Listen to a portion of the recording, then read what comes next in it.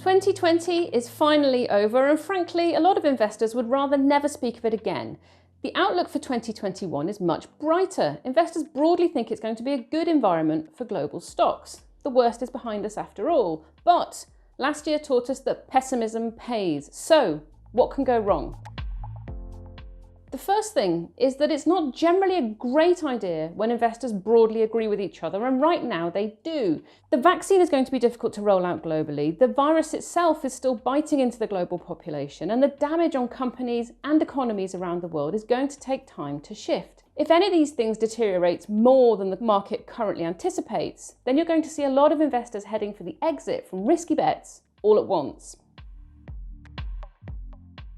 Central bankers saved the day in 2020 alongside finance ministers when they pumped trillions of dollars into the financial system. The issue now is whether they can hold the line. If we see any signs that they might pull back on that support, then you could see a serious wobble in markets. We've seen this before in 2013 with the famous taper tantrum, and we could easily see it again.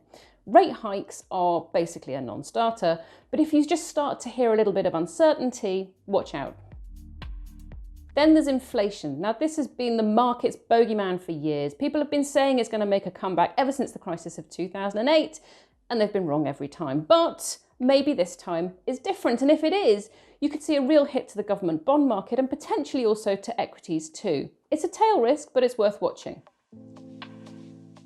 Then there's politics, and in this regard, keep a really close eye on US big tech stocks, which really dragged the markets up from their lows of March last year. The new administration in the States is, some investors think, more likely to impose taxation and regulation on this sector. Now, all of the extra spending that the US administration might bring through could be great news for different stocks, for small cap stocks, for sectors that have underperformed over the past few months. But any damage to big tech, which makes up such a big part of the US market, is definitely worth watching.